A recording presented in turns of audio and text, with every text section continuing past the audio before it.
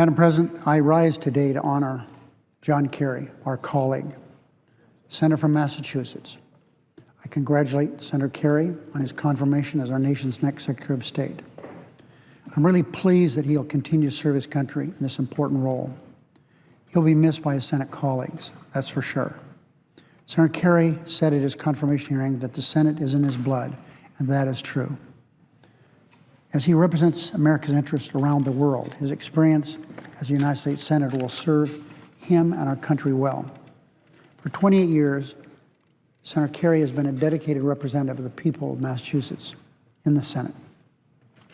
Senator Kerry has also rendered distinguished service to his country in the Navy, to the Commonwealth of Massachusetts as Lieutenant Governor in the United States Senate, and to the Democratic Party and the people of this country as the 2004 presidential nominee for the Democratic Party. He's really a brilliant man.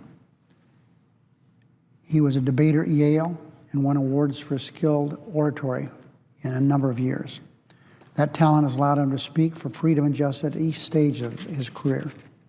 Before he graduated college, he was a vocal critic of the Vietnam War. But upon graduation, Senator Kerry volunteered to serve in the United States Navy, and serve he did. Later he said, "I did it because it was the right thing to do." Senator Kerry learned the value of service at home. His father was a Foreign Service officer, his mother a nurse during World War II. He served 2 tours as a Navy lieutenant in the jungles and rivers in Vietnam. He was awarded a Silver Star for his gallantry, a Bronze Star for valor also, and 3 Purple Hearts.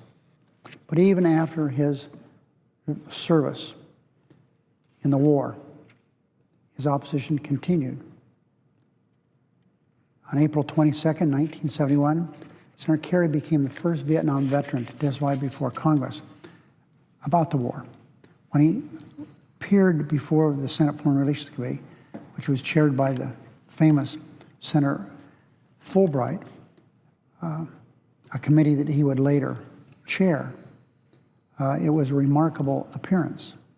He was the first veteran to testify. He went on to attend Boston College School of Law. He worked as a prosecutor in Middlesex County before he was elected Lieutenant Governor in 1982. But just 2 years later, he was elected to the United States Senate. He served in the Senate for 5 terms. He's always been an unflinching advocate for veterans.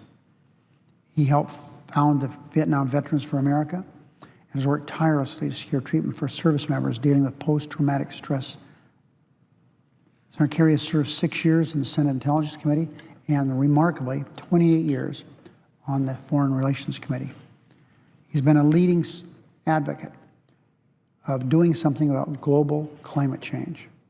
Senator Kerry has convened 8 major hearings and roundtables on climate change and energy security since taking the gavel as chair of the Foreign Relations Committee, replacing Vice President Biden. It was in the early 90s that Senator Kerry's brilliant mind and exceptional dedication came to my attention.